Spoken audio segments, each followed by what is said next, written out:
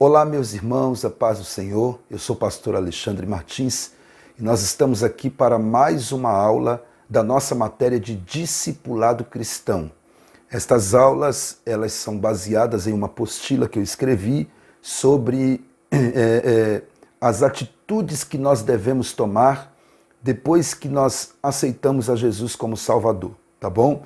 Então, é um manual do novo convertido, é um manual para que o novo convertido possa desenvolver a sua vida cristã, e nós estamos falando sobre essas atitudes. Na aula passada, que foi a terceira aula, eu falei sobre a primeira atitude que nós devemos tomar depois que entregamos a nossa vida para Jesus, que é crer que Jesus é conosco.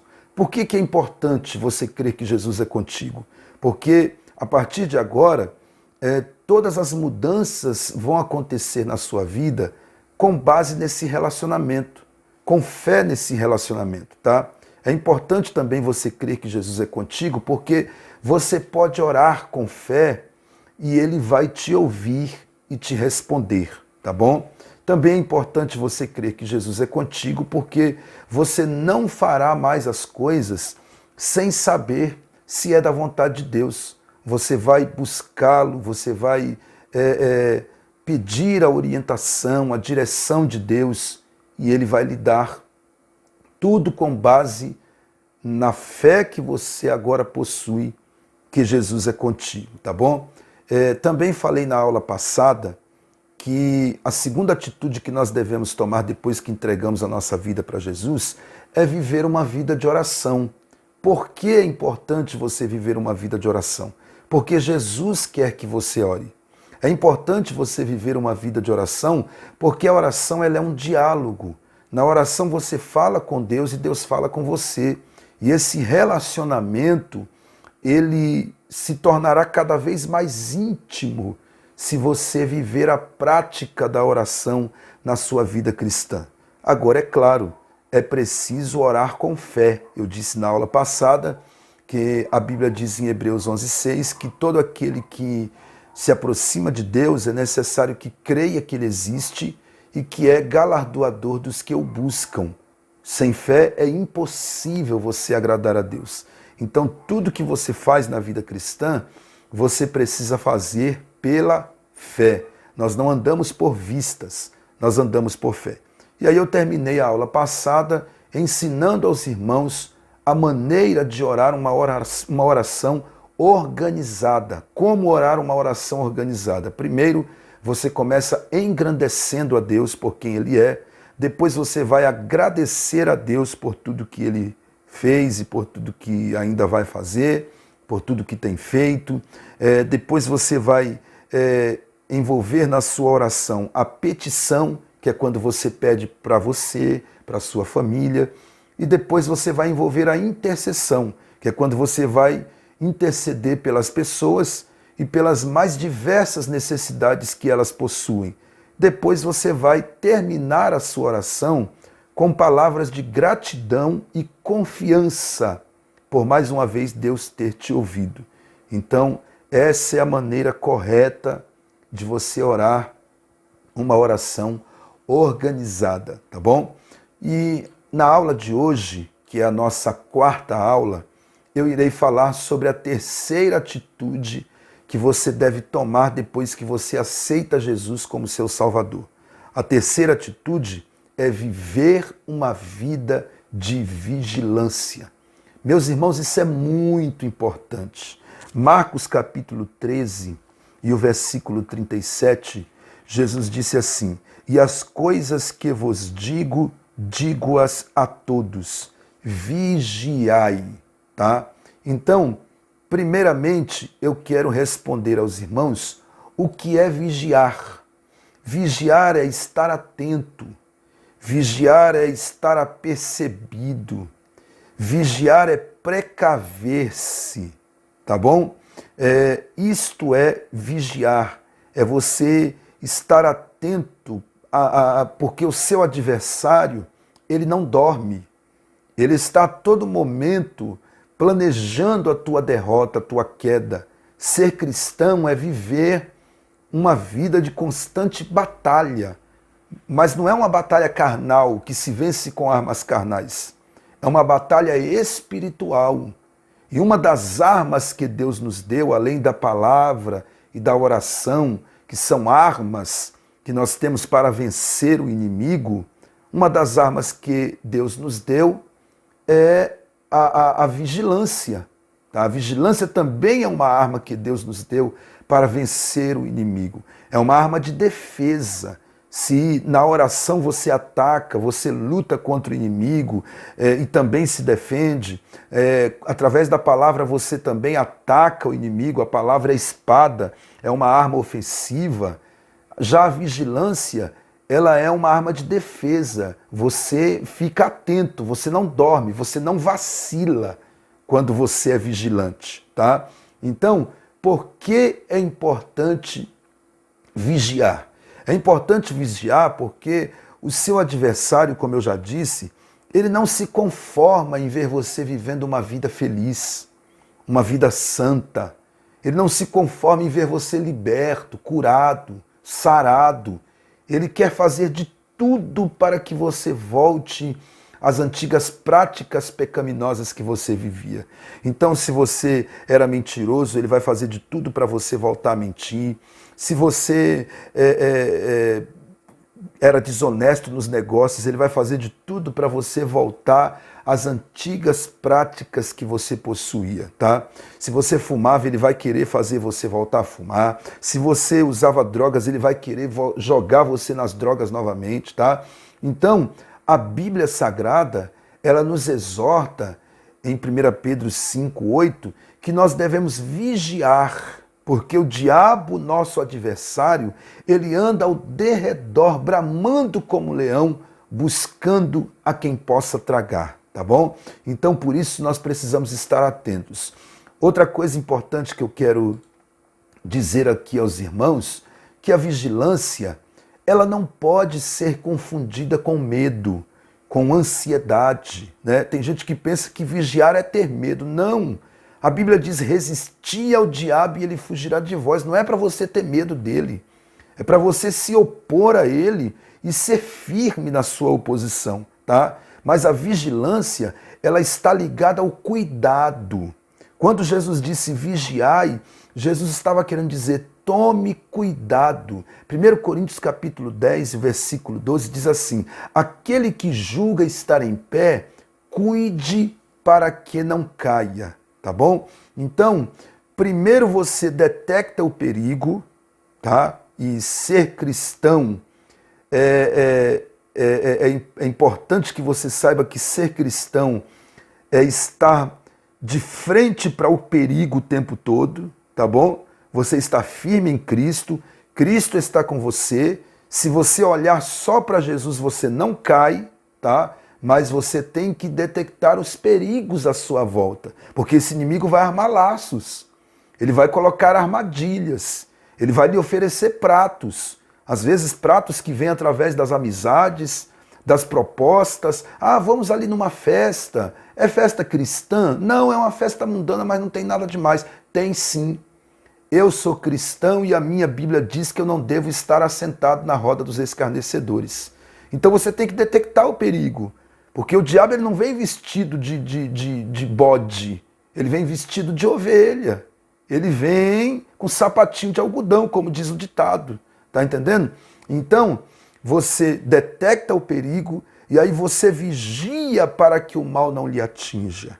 Tá? No texto de Mateus 13:37, nós vemos que vigiar não é uma opção, é uma ordem que Jesus deu. Jesus deu uma ordem, vigiai. Essa ordem é para toda a igreja, não importa se você é novo convertido, se é pastor, se não é, todos devem vigiar. Mateus capítulo 24, versículo 45, nos mostra o perfil do servo vigilante. Lá o texto conta uma parábola, depois você medita nessa parábola, é importante que você leia as referências que eu estou deixando nas aulas, tá bom? Então, irmãos, os irmãos percebam que o vigilante, lá na parábola de Mateus 24, 45, a Bíblia diz que ele é fiel, ele é prudente, tá? E ele lidera e sustenta os seus conservos. Então esse é o servo vigilante, é aquele que é fiel, que não abre mão dos seus princípios, que não abre mão dos seus valores, mas ele também é prudente. O que é prudência? Prudência é uma faculdade que Deus concede ao homem que nos leva a julgar o que é certo e o que é errado, rejeitar o errado e escolher o certo. Isso é prudência. Prudência não se encontra na banca de jornal na esquina, na padaria. Prudência se pede a Deus em oração e Deus dá, tá bom? Então é muito importante que os irmãos entendam isso, tá? Outra coisa importante acerca da vigilância é o cuidado que devemos ter com o tempo de apostasia. Tá? Nós estamos vivendo um tempo de muita apostasia. O que é apostasia? É quando alguém ele se desvia da doutrina bíblica para seguir a doutrinas de seitas, para seguir a doutrina de homens, para seguir a doutrinas de demônios. Isso é apostasia. É quando alguém apostata da fé, quando alguém abandona a verdadeira fé para seguir falsas doutrinas, falsos mestres, falsos doutores, tá? Então, quais são as evidências que nós temos de apostasia neste tempo? Lembrando a vocês que a apostasia, ela é um dos sinais bíblicos da volta do Senhor Jesus, da proximidade da volta do Senhor Jesus. A Bíblia diz que nos últimos tempos haveria esse aumento da apostasia, tá? E a apostasia, as evidências dela, nós vemos na interpretação errada da Bíblia Sagrada, que muitos estão fazendo. Nunca se falou em tantos falsos mestres, pessoas distorcendo a palavra, interpretando erroneamente a palavra, como nos dias em que nós estamos vivendo. Em toda a história da raça humana, desde que foi escrito o cânon bíblico, nunca se falou em tanta gente distorcendo a palavra, ensinando erradamente a palavra, erroneamente a palavra, como nos dias em que nós estamos vivendo, tá? Então, isso é um sinal de apostasia, rejeição à Trindade. Irmãos, como é que você faz o diagnóstico para saber se uma religião é uma seita ou não? Se essa religião negar qualquer das doutrinas pilares do cristianismo, inclusive a doutrina da Trindade, ela é uma seita. Então, se ela negar a existência de Deus, a divindade de Jesus Cristo, a humanidade de Cristo, o nascimento virginal de Cristo, se ela negar a pessoa do Espírito Santo, a obra do Espírito Santo, é seita. Tem religiões que negam isso. Os Testemunhas de Jeová, por exemplo, eles dizem que o Espírito Santo é uma força ativa. Eles negam a pessoa do Espírito Santo. É seita. As religiões que negam que Jesus veio em carne é seita. 1 João, na epístola de 1 João, ele escreve dizendo que todo aquele que negar que Jesus veio em carne, ele não é de Deus. Está entendendo? Então, como é que você sabe quando uma religião é uma seita? Quando ela nega as doutrinas pilares do cristianismo. E uma delas é a doutrina da Trindade, que eu ensinei na segunda aula. Se você não assistiu, veja o que é a doutrina da Trindade. É um Deus subsistente em três pessoas, Pai, Filho e Espírito Santo. Então não são três deuses. E nem é um Deus só que ora se manifesta como Pai, como Filho e como Espírito Santo. Não. São três pessoas distintas, porém com a mesma natureza, com a mesma divindade, com a mesma essência. E esses três formam um Deus só. Isso é doutrina da Trindade, é pilar do cristianismo essa doutrina. Negou isso, é seita. Então, essa negação à doutrina da Trindade também é uma marca desse tempo de apostasia, uma evidência da apostasia, tá? A rejeição ao arrebatamento. Tem muitas religiões, inclusive o russelismo, que é o Testemunho de Jeová, eles dizem que isso é coisa da nossa cabeça, que a igreja não vai ser arrebatada coisa nenhuma. As igrejas, as religiões que negam isso é seita, tá? Rejeição à Bíblia, tá? Afastamento da fé. Tem religiões, por exemplo, os Mormons, eles dizem que o livro de Joseph Smith, que é o livro de Mormon, veio para completar a Bíblia, porque a Bíblia é incompleta. Sendo que nós não podemos aceitar isso como verdade, porque a Bíblia ela é a nossa bússola. A revelação ela não ficou incompleta, ela é completa. Tudo que o homem precisava para a revelação do plano da salvação está na Bíblia Sagrada. Deus não é imperfeito para fazer o principal livro existente da história da humanidade incompleto. Pelo contrário, a Bíblia diz que toda ela é inspirada, divinamente inspirada, e que os escritores não escreveram pela sua própria vontade, mas escreveram segundo a vontade de Deus. Então, irmãos, essas evidências, tudo isso, são evidências de um tempo de apostasia e que você precisa estar vigiando para não ser envolvido por essa avalanche maligna que quer levar o homem à perdição.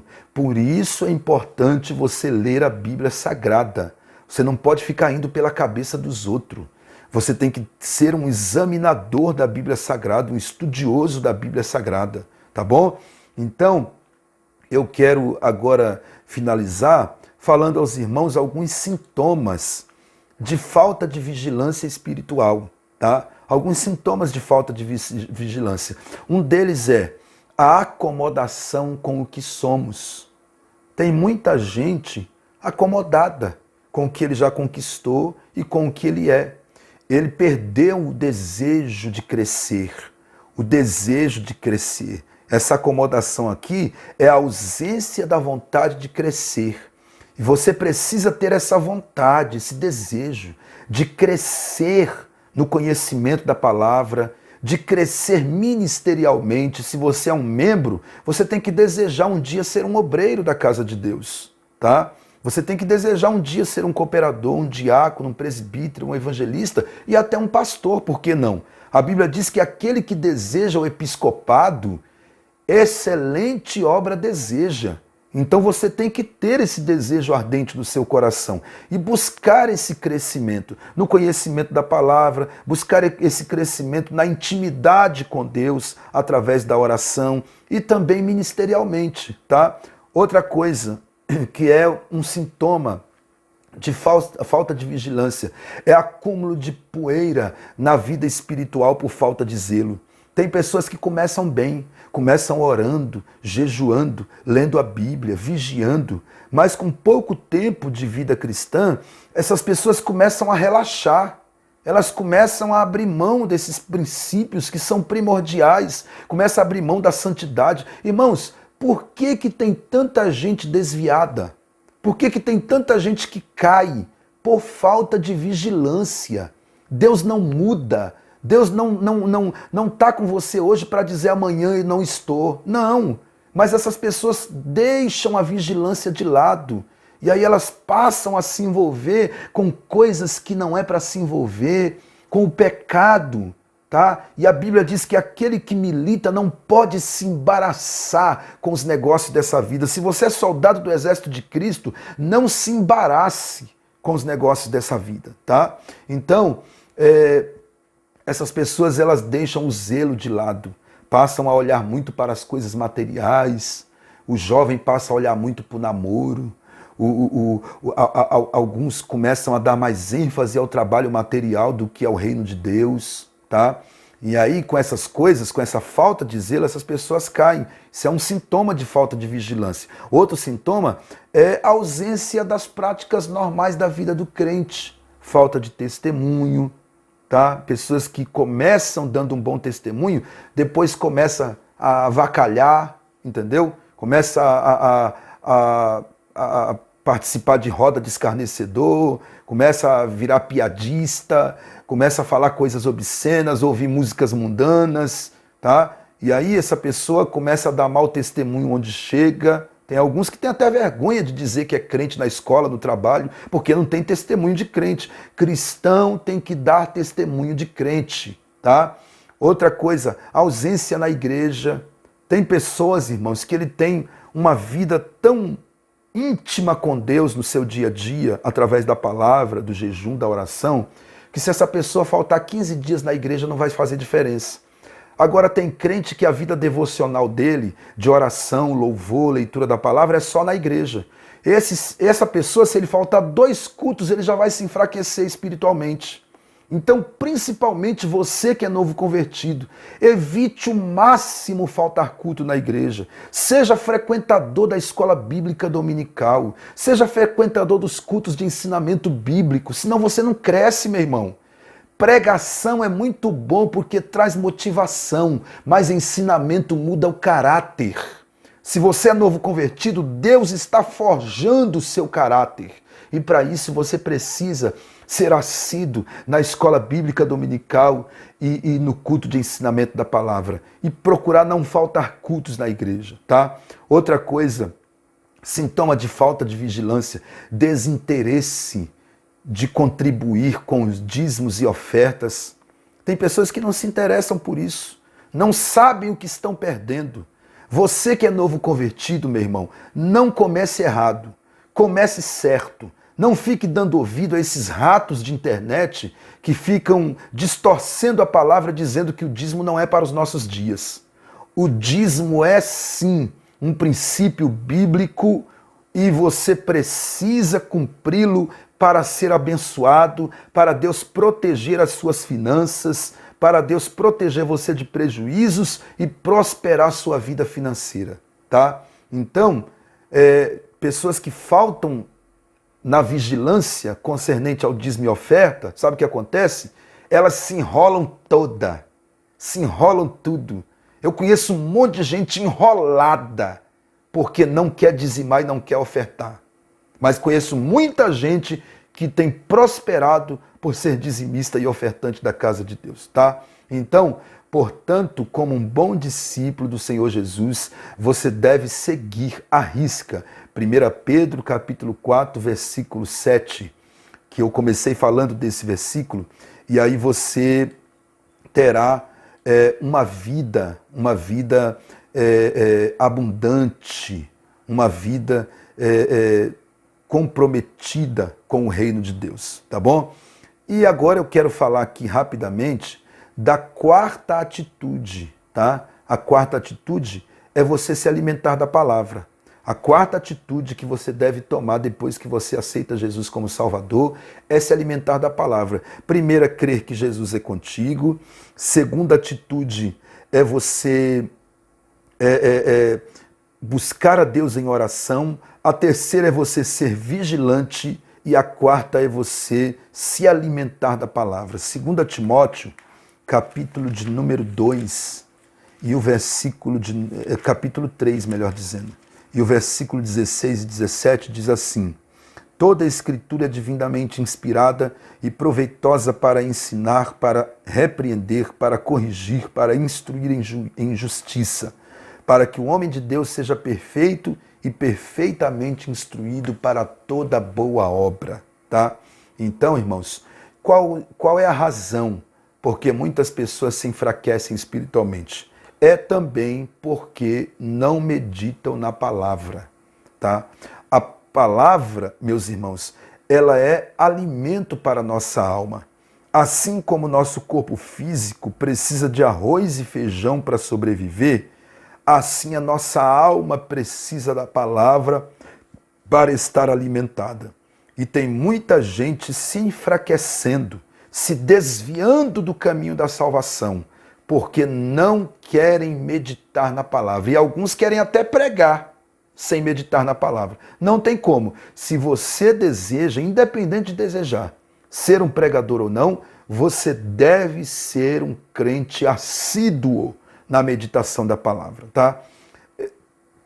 Meditar na palavra, apesar de ser recomendável, não é só uma recomendação, é uma obrigação do crente, porque por meio dela Deus se comunica conosco. Como é que você sabe qual é a vontade de Deus para a sua vida? Como é que você sabe quais são as normas desse reino, do reino de Deus? Os princípios que você deve agora colocar em prática como cristão? Através da leitura da palavra. Então o crente não pode ter a Bíblia como um livro qualquer. Tem gente que tem a Bíblia como um livro qualquer, só fica lá aberto, empoeirando no Salmo 91 em cima da estante. Não! Ela é a palavra de Deus que fornece luz nas trevas. E os seus preceitos devem estar gravados no nosso coração. E nós devemos amá-la, pois ela nos instrui, nos repreende e discerne as nossas intenções. Tá bom? Então, se você precisa de instrução, e todos nós precisamos, leia a Bíblia. Se você meditar em Mateus capítulo 4, você vai ver que foi fazendo uso da palavra que Jesus derrotou Satanás no deserto da tentação. Depois você leia Mateus capítulo 4, versículo 1 ao 11, e você vai ver que toda vez que Satanás tentava Jesus de alguma forma, Jesus dizia, está escrito, está escrito. Foi com a palavra que Jesus venceu Satanás, porque eu disse que a palavra ela é espada, e a espada é uma arma ofensiva, com ela você derrota o seu inimigo, tá? Então, a palavra é uma arma, e ela vai te ajudar a vencer o seu inimigo quando você estiver sendo tentado por ele, tá bom? Então, quero repetir aos irmãos, é obrigação do crente meditar na palavra. E, para terminar nossa aula, o que eu devo então fazer com a Bíblia? Primeiro, examinar. João capítulo 5, versículo 39. Isso é muito mais do que apenas ler, tá? Examinar é estudar com cuidado, procurando respostas para a nossa vida prática. Então, examinar é você estudar com cuidado e você aplicar aquilo na sua vida prática. Não é só ler, é ler, meditar com cuidado e aplicar na sua vida prática, no seu dia a dia, tá? Nós devemos também manejar bem a palavra, 2 Timóteo 2,15. Depois você leia esses versículos. Devemos aprender a manejar, isso significa ter intimidade com as páginas da Bíblia, como texto que teria sido escrito especialmente para você. Então, é normal, quando você é novo convertido, você ter dificuldade para achar um livro, para achar um versículo, um capítulo, mas ao longo da sua vida cristã, você tem que ter intimidade o suficiente para quando alguém falar 2 Timóteo, você já saber onde está, tá bom? Você tem que ter toda a escrita da Bíblia como se fosse para você, porque ela é para nós, tá bom? E o que eu devo então fazer com a Bíblia? Praticar. Tiago 1:22 diz que nós não devemos ser somente ouvintes, mas praticantes da palavra, tá? Então, de nada adiantaria saber o que é a Bíblia, examinar, manejar bem, se você não praticar. Não adianta de nada. Não adianta ter a Bíblia decorada. Tem gente que você vai pregar para ele, ele já sabe a Bíblia todinha. Ele tem a Bíblia decorada, mas ele não pratica. E o mais importante é praticar, porque senão se torna tudo em vão. Sua vida cristã será em vão se você não praticar a Bíblia. Mas se você praticar, você será feliz, tá bom? Então eu quero concluir essa aula dizendo aos irmãos, viva uma vida de vigilância e medite na palavra todos os dias.